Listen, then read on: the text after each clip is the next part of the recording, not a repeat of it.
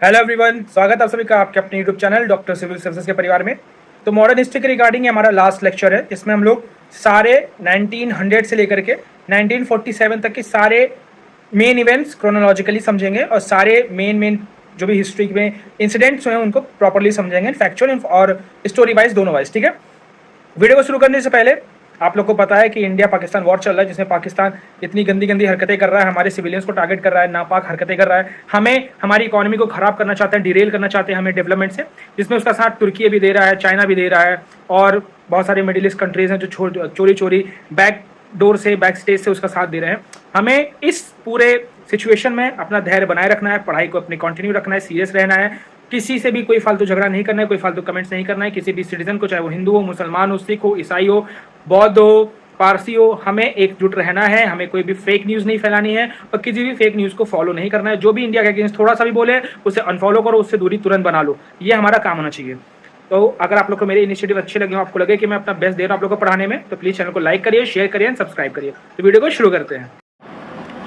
इस single video से आप समझ लीजिए आपके 4 से 5 क्वेश्चन एग्जाम में आने वाले हैं और आप इसको लो हैंगिंग फ्रूट्स मान के इसको ईजिली सही करें। इसको इन क्वेश्चन को अगर आपने गलत किया इन 4 से 5 क्वेश्चन को, तो आप ऑलरेडी रेस से बाहर इतना मान के चलिएगा। ठीक है, इसलिए मैं एक ही वीडियो में सारे फैक्ट्स क्रोनोलॉजिकली सारी इन्फॉर्मेशन आपको प्रोवाइड कर दे रहा हूँ, क्योंकि मैं समझता हूँ कि बहुत सारे चैनल्स मैंने देखे जिसमें शायरी ज़्यादा होती है, व्यूज़ बढ़ाने के लिए वो लोग क्या करते हैं कि एक ही चीज़ को 4-5 वीडियो में पढ़ाते हैं, एक ही टाइमलाइन को। मैं एक ही वीडियो में पढ़ा रहा हूँ, मुझे व्यूज़ से ज़्यादा मतलब नहीं है।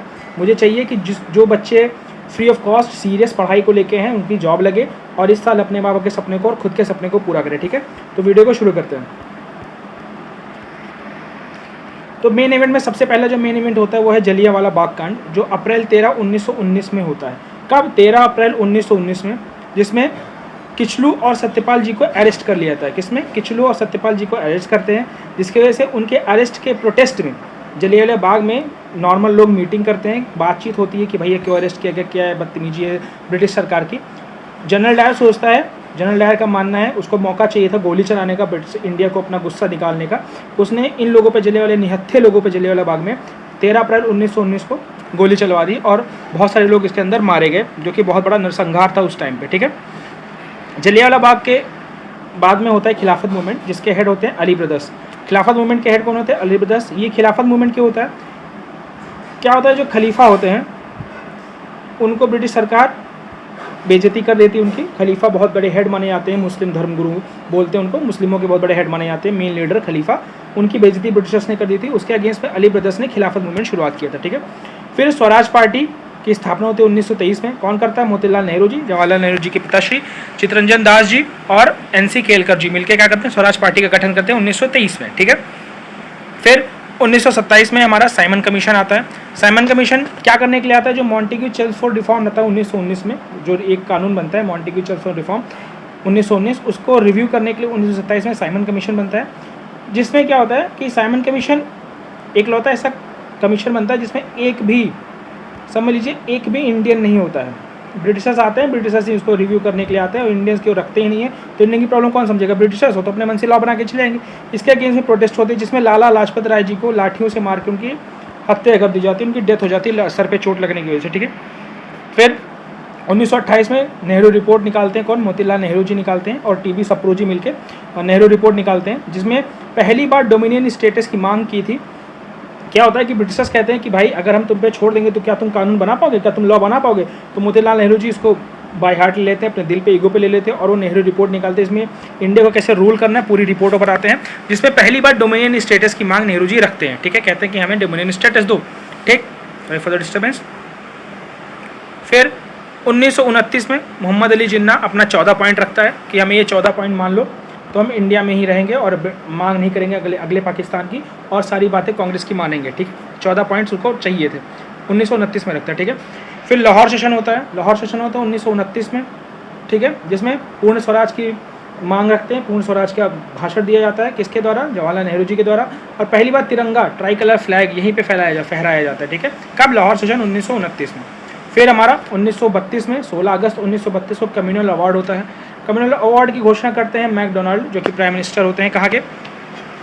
ब्रिटेन के। ठीक है, इनमें क्या होता है कि ये क्या करते हैं कि हिंदुओं को और ज़्यादा बांटने के लिए, हिंदुओं को पहले हिंदू मुस्लिम कर दिया उन्होंने, अब हिंदुओं को और ज़्यादा बांटने के लिए क्या करते हैं, कम्युनल अवार्ड निकालते हैं, जिसमें क्या कहते हैं कि जितने भी हिंदू में ब्राह्मण्स और क्षत्रिय उसको छोड़ दो तो बाकी जो कास्ट है उनको ये अवार्ड देंगे, कम्युनल अवार्ड, सेपरेट इलेक्टोरेट देंगे, जिसको गांधी जी अपोज करते हैं और भूख हड़ताल करते हैं जब तक उनकी डेथ नहीं हो जाती। ठीक है, क्यों? क्योंकि जो हमारे भीमराव अम्बेडकर साहब जी थे वो इसके पक्ष में होते हैं, वो चाहते हैं कि ये फॉलो किया जाए। तो Gandhi ji fast till death करते हैं उनको मनाने के लिए, और मदन मोहन मालवीय जो है वो जाते हैं गांधी जी की तरफ से भीमराव अम्बेडकर जी को मनाने के लिए। ठीक है, कौन जाता है उनको मनाने के लिए? भीमराव अम्बेडकर जी को, मदन मोहन मालवीय जी। और इस वजह से कम्युनल राइट्स को मदन मोहन मालवीय, भीमराव अम्बेडकर और गांधी जी मिलकर ख़त्म करते हैं। और गांधी जी क्या कहते हैं कि आश्वासन देते हैं भीमराव अम्बेडकर जी को कि हम हरिजनों के लिए और लोअर कास्ट के लिए कुछ करेंगे, सेपरेट इलेक्टोरेट करेंगे, तो चीज़ों को अलग वे में किया जाता है। ठीक है, उसके बाद पूना पैक्ट होता है। ठीक है, जिसमें गांधी और अम्बेडकर जी का पैक्ट होता है 1932 में कम्युनल अवार्ड के बाद, जिसमें क्या करते हैं 18% की जो सीट है सेंटर में और 71 से 148 सीट जो है लेजिस्लेचर में उसको बढ़ाई जाती है, किसके लिए? हरिजन के लिए। ठीक है, 18% रिजर्वेशन देते हैं सेंटर में और 71 पहले सीट होती है उसको 148 कर दी जाती है लेजिस्लेचर में हरिजन्स के लिए। ठीक है, इसको याद रखिएगा, कम्युनल अवार्ड को हटाने के लिए भीमराव अम्बेडकर जी की ये मांग थी। ठीक है, फिर आता है हमारा गवर्नमेंट ऑफ इंडिया 1935, जो साइमन कमीशन की रिपोर्ट पे होता है 1930 के। ठीक है, जिसमें प्रोविंशियल ऑटोनॉमी को इंट्रोड्यूस करते हैं। प्रोविंशियल ऑटोनॉमी को इंट्रोड्यूस करने का मतलब होता है कि अब जो प्रोविंस है, एक एक प्रांत है, वो स्वतंत्र है। ठीक है, डायरकी को अबॉलिश करते हैं कि पहले जो द्वैत शासन था, 2 गवर्नमेंट होता था कि एक ऑटोनॉमी होती थी प्रोविंस की, एक सेंटर की, उसको ख़त्म करते हैं और वोटिंग राइट्स को बढ़ाते हैं कि अब 10% इंडिया के लोग वोट कर सकते हैं। ठीक है, कितने? 10% एलीट लोग वोटिंग कर सकते थे अब। ठीक है, फिर लाहौर रेजोल्यूशन पास होता है 1940 में, किसके द्वारा? मुस्लिम लीग के द्वारा। लाहौर रेजोल्यूशन मुस्लिम लीग के द्वारा 1940 में पास करते हैं, जिसमें वो पाकिस्तान की मांग करते हैं। किसकी? पाकिस्तान की मांग करते हैं। ठीक है, फिर अगस्त ऑफर आता है 8 अगस्त 1940 में अगस्त ऑफर आता है, किसके द्वारा? लिलिथ हुगो के द्वारा। किसके द्वारा? लिलिथ हुगो के द्वारा। इसमें डोमिनियन स्टेटस भारत की उसको मान्य जाता है, बट पाकिस्तान इसका अपोज करता है क्योंकि अगस्त ऑफर कहता है कि इंडिया का डिवीज़न नहीं होगा, तो पाकिस्तान मुस्लिम लीग को डिवीज़न चाहिए था ऑब्वियसली, तो मुस्लिम इसका अपोज करती है और अगस्त ऑफर भी मतलब ख़त्म कर दिया था। फिर इंडिविजुअल सत्याग्रह की स्थापना होती है, गांधी जी आह्वान करते हैं इसका 1940 से 41 एक साल चलता है। इसमें विनोबा भावे और नेहरू जी और सरदार पटेल इंडिविजुअल सत्याग्रही होते हैं सबसे फेमस, और गांधी जी को जेल कर दी जाती है। ठीक है, तो ये लोग अपने अपने पॉइंट ऑफ व्यू से अपना अपना इंडिविजुअल सत्याग्रह चलाते हैं। ठीक है, फिर 1942 में क्रिप्स मिशन आता है। क्रिप्स मिशन आता है कब? 1942 में, जिसमें महात्मा गांधी ने क्रिप्स मिशन को कहा था a post dated cheque on a crumbling bank. Mahatma Gandhi ने क्रिप्स मिशन को कहा था कि एक ऐसा चेक है जिसका डेट गुजर चुका है और बैंक भी इसका फ्रॉड ही है। ठीक है, क्रिप्स मिशन क्या था कि पाकिस्तान और इंडिया को पावर दी जाए, उनको डोमिनियन स्टेटस प्रोवाइड कर दिया, बट इसमें भी बंटवारे की बात नहीं की गई थी, इसलिए इसको भी मना कर दिया गया था मुस्लिम लीग के द्वारा। कांग्रेस ने इसको पहले माना था बट बाद में फिर मना कर देते क्योंकि उसमें बहुत सारी बकवास चीज़ें थी। इसमें वो लोग ब्रिटिशर्स कहते थे कि अभी भी कुछ कंट्रोल हमारे अंडर में रहेगा, इस वजह से इंडिया ने इसको नहीं माना था। फिर होता है हमारा फेमस क्विट इंडिया मूवमेंट 1942, 8 अगस्त को शुरुआत होता है 1942 में ग्वालियर टैंक से, जो कि मुंबई में है। कहाँ पे? मुंबई में है quit India movement, Gwalior tank से। ठीक है, इस बीच में उषा मेहता जी हैं, वो रेडियो का ऑपरेशन करती हैं। क्विट इंडिया मूवमेंट के ड्यूरेशन में ही रेडियो चोरी छुपे ऑपरेशन होता है, जिससे कि सारी इन्फॉर्मेशन लोगों तक मिलती रहे। ठीक है, अब इसी क्विट इंडिया मूवमेंट में ही नेशन वाइड प्रोटेस्ट हो जाते हैं, क्योंकि पहली बार गांधी जी करो या मरो का नारा देते हैं। किसका? करो या मरो, या तो कर जाओ या तो मर जाओ। तो पैरेलल गवर्नमेंट बन जाती है, मतलब ब्रिटिशर्स को हटा के, राजाओं को वहाँ के हटा के, मुगल शासकों को हटा के एक गवर्नमेंट स्टैब्लिश होती है। कहाँ होती है याद रखिएगा? बलिया उत्तर प्रदेश में चित्तू पांडे के द्वारा गवर्नमेंट स्टैब्लिश की जाती है। तामलुक जो है बंगाल में मिदनापुर में, उसमें सतीश सामंत के द्वारा गवर्नमेंट स्टैब्लिश की जाती है। सतारा जो कि मध्य महाराष्ट्र में, इसमें नाना पाटिल के द्वारा लॉन्गेस्ट सर्विंग गवर्नमेंट ये होती है कि ये आज़ादी तक चलती है। फिर तलचर में ओडिशा में, ठीक है, ऑल क्रश्ड बाय गवर्नमेंट होता है कि गवर्नमेंट क्या करती है कि और सबको क्रश कर देती है। ठीक है, कहाँ पे कौन कौन सा था ये? सॉरी, तलचर, ओडिशा, सतारा महाराष्ट्र, तामलुक और बलिया, इनकी जगह पे पैरेलल गवर्नमेंट की शुरुआत हो जाती है। ठीक है, फिर उसके बाद क्या होता है? क्विट इंडिया मूवमेंट के बाद चित्तरंजन दास फॉर्मूला होता है 1944 में, जिसमें वी डी सावरकर और जिन्ना ने कॉन्डेम किया था। चित्तरंजन दास ही कहते हैं कि भाई मिलके रहो, पाकिस्तान का बंटवारा ना करो, ऐसी ऐसी चीज़ें करो, ब्रिटिशर्स की कुछ चीज़ों को फॉलो करो। चित्तरंजन दास जी अपना फॉर्मूला देते हैं, इसको वी डी सावरकर ऑब्वियसली नहीं मानेंगे क्योंकि वो मुसलमानों के जो टू नेशन थ्योरी थी उसके अगेंस्ट में थे। जिन्ना जी क्यों नहीं मानेंगे? क्योंकि उनको पाकिस्तान चाहिए थे। ठीक है, तो दोनों ने मना कर दिया, इसका कंडेम किया। फिर उसके बाद आता है हमारा वेवल प्लान, जिसको हम लोग शिमला कॉन्फ्रेंस भी बोलते हैं। 14 जुलाई 1945 को आता है। कब आता है? 14 जुलाई 1945 को वेवल प्लान, जिसको हम लोग शिमला कॉन्फ्रेंस भी बोलते हैं। इसमें क्या होता है कि मुस्लिम और हिंदू को इक्वल रिप्रेजेंटेशन दिया जाता है कि भैया देखो, अगर 10 मुस्लिम खड़े होंगे तो 10 हिंदू भी खड़े होंगे, ठीक है, किसमें, वेवल प्लान में। फिर INA ट्रायल होता है, इंडियन नेशनल आर्मी का ट्रायल होता है नवंबर 1945 में। होता क्या है कि नेताजी सुभाष चंद्र बोस जी के द्वारा सिंगापुर और रंगून में क्या होता है, एक नया नेशन स्टैब्लिश किया जाता है उसको आज़ाद करके ब्रिटिशर्स से, और रंगून में नेताजी सुभाष चंद्र बोस ब्रिटिशर्स के अगेंस्ट में पूरा मोर्चा खोल देते हैं इंटरनेशनल आर्मी की तरफ से। इसमें तुम मुझे खून दो मैं तुम्हें आज़ादी दूंगा, बहुत बड़ा नारा लगाते हैं नेताजी सुभाष चंद्र बोस, और सारी महिलाएं अपना गहना सोना सब जितने भी उनके पास इक्विपमेंट्स उसको बेच के इंडियन नेशनल आर्मी को फंड करती है। तो ब्रिटिशर्स उसके अगेंस्ट में लड़ाई वड़ाई करते हैं, वर्ल्ड वार हो जाती है, और ब्रिटिशर्स को सेना हमारे आर्मी को पकड़ लेती है, जिसमें सहगल जी, नवाज़ खान जी और नवदीप सिंह ढिल्लो जी को पकड़ लेती है, और इनके ऊपर ट्रायल चलाती है, इनके ऊपर मुकदमा चलाती है, इनको फांसी देने की सज़ा कराने के लिए, जिसका इनका बचाव करने के लिए भोला भाई देसाई जी, नेहरू जी, जिन्ना, सप्रू जी और सारे जितने भी फेमस एडवोकेट्स हैं, इनको बचाने के लिए अपने अपने तर्क देते हैं, ब्रिटिश कोर्ट में लड़ाई करते हैं, ठीक है, लेकिन बचा नहीं पाते एट द एंड, क्योंकि ब्रिटिशर्स का राज था, बट अपना 100% देते हैं वो लोग, ठीक है। फिर आज़ाद हिंद फौज की स्थापना कब हुई, रास बिहारी बोस जी के द्वारा प्रेसिडेंट लीग की स्थापना हुई, ठीक है। इसके बाद मोहन सिंह के द्वारा आज़ाद हिंद फौज की स्थापना होती है, पहले लीडर बनते हैं। 1943 में सुभाष चंद्र बोस जी इसको ज्वाइन करते हैं सिंगापुर में, ठीक है। तो सुभाष चंद्र बोस 4 टुकड़ी बनाते हैं, एक सुभाष नाम की, एक गांधी नाम की, एक नेहरू नाम की, एक झांसी नाम की टुकड़ी बनाते हैं जो वुमेंस के लिए होती है, नेहरू, गांधी और सुभाष जो कि और मर्दों के लिए होती है टुकड़ी। जैसे आर्मी में रेजिमेंट्स होते हैं ना, तो रेजिमेंट्स थी वो, ठीक है।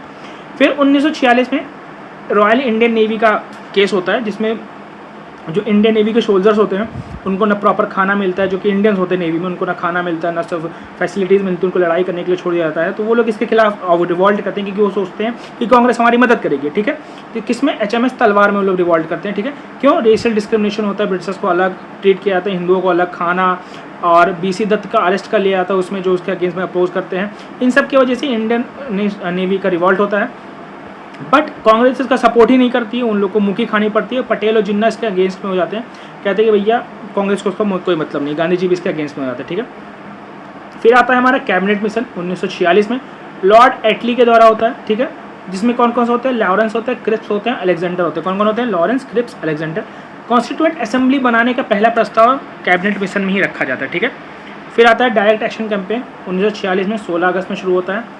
मुसलमानों के द्वारा, मुस्लिम लीग के द्वारा हिंदुओं को चुन चुन के मारा जाने के लिए कम्युनल राइट शुरू करते हैं। डायरेक्ट एक्शन में बोलते हैं कि भैया मारो, हमें पाकिस्तान चाहिए, अगर हम आतंक नहीं फैलाएंगे तो पाकिस्तान नहीं मिलेगा। यहीं से आतंकवाद की शुरुआत होती है, जो कि पाकिस्तान आज कर रहा है, ठीक है। डायरेक्ट एक्शन प्लान 1946, तो मानसिकता आप पहले से ही सोच सकते हैं, ठीक। तो डायरेक्ट एक्शन प्लान के बाद क्या होती है, हमारी इंटरिम गवर्नमेंट की कुछ सरकार बनती है 1946 में, जिसमें पंडित जवाहरलाल नेहरू उसके प्राइम मिनिस्टर बनाए जाते हैं, इंटरिम गवर्नमेंट के हेड बनाए जाते हैं। इंटरिम गवर्नमेंट का काम क्या होता है कि जब तक कॉन्स्टिट्यूशन असेंबली बन के कॉन्स्टिट्यूशन नहीं बन जाता, तब तक बीच के ड्यूरेशन में सरकार को देश को चलाए, ठीक है। फिर कॉन्स्टिट्यूशन असेंबली बनती है 1946 9 दिसंबर, जिसमें राजेंद्र प्रसाद जी को हेड बनाया जाता है कॉन्स्टिट्यूएंट असेंबली का, ठीक है। फिर एटली जो कि प्राइम मिनिस्टर होता है, कहाँ का, ब्रिटेन का, UK का, 20 फरवरी 1947 को कहता है कि ब्रिटेन जून 30, 1948 को विड्रॉ कर लेगा इंडिया से, बट इंडियन नेशनल आर्मी इतना परेशान कर देती है कि वो फट जाती है उनकी, और वो 1947 आप लोग को पता है 15 अगस्त 1947 14 अगस्त को ही वो निकल जाते हैं। 14 अगस्त को पाकिस्तान का होता है, 15 अगस्त को भारत का होता है, ठीक है। फिर 1947 3 जून को माउंट बेटन प्लान बनाया जाता है, माउंट बेटन जी को भेजा जाता है, जो कि इंडिया पाकिस्तान का पार्टीशन करते थे। जानबूझ के ऐसा पार्टीशन किया गया जो अभी तक हम लोग लड़ाई झेल रहे हैं, इतने बदतमीज़ ब्रिटिशर्स करके गए हैं हमारे देश के साथ और पाकिस्तान के साथ भी, क्योंकि उनकी भी कुछ जनता ठीक ठाक है, बट 90% तो बदतमीज़ जनता है उनकी, ठीक है। फिर इंडियन इंडिपेंडेंस एक्ट आता है 1947 में, इससे भारत को आज़ाद घोषित कर देती है ब्रिटिश, ठीक है। फिर इंटीग्रेशन ऑफ स्टेट होता है 15 अगस्त 1947। तो 1947 से जितने भी देश जो पाकिस्तान में जाना चाहते थे उनको भेज दिया जाता है, जो इंडिया में रहना चाहते थे प्रिंसिपल स्टेट को इंडिया में करते हैं, और जो हमारे सरदार पटेल जी हैं पूरे इंडिया को यूनाइट करते हैं कि भैया इंडिया में रहो, कोई आपके पास और ऑप्शन नहीं है। तो उसके बाद क्या होता है, फ्रेंच कॉलोनीज़ जो फ्रेंच थे वो 1954 तक भारत में फ्रेंच कॉलोनीज़ रहती हैं, जिनको 1954 में भारत आज़ादी के बाद कॉन्स्टिट्यूशन बनने के बाद भारत में शामिल किया था। वो कौन कौन सी थी, पौंडीचेरी, माहे, करिकल, यनम और चंद्रनगर। याद रखिएगा फ्रेंच कॉलोनीज़ कौन कौन सी थी 1954 तक, पौंडीचेरी, माहे, कराईकल, यनम और चंद्रनगर, ठीक है। और पोर्तुगीज़ कॉलोनी कौन कौन सी थी 1954 तक, गोवा, दमन एंड दीव, दादर, नागर हवेली। 1961 तक तो दादर एंड नागर हवेली थी, बाकी गोवा, दमन एंड दीव ये 1954 तक था। याद रखिएगा पोर्तुगीज़ कॉलोनी थी। तो ये थी हमारी chronological timeline, fact, information and story हमारे 1919 से लेकर 1954 तक का पूरा, ठीक है, कि हमारे भारत में क्या क्या मॉडर्न हिस्ट्री में चीज़ें रही। आई होप आप लोग को वीडियो एंटरटेनिंग लगी होगी, फैक्चुअल इन्फॉर्मेशन से भरी होगी। इससे बाहर आपका एक भी क्वेश्चन नहीं जाने वाला है, तो प्लीज़ वीडियो को 2-3 बार देख लें, रिवाइज कर लें, ताकि आपके क्वेश्चन ना छूटे, ठीक है। मिलते हैं नेक्स्ट वीडियो में, तब तक के लिए जय हिंद एंड तब तक सेफ रहें, सतर्क रहें, अपने घर में एक्टिव रहें, फॉल्स न्यूज़ को फॉलो ना करें और देश की आर्मी का कोई वीडियो लीक ना करें, किसी को भी बहकाएं ना, अपने खुद ना बहकें एंड सतर्क रहें, अपने और अपने देश की रक्षा करने में अपना योगदान दें। जय हिंद।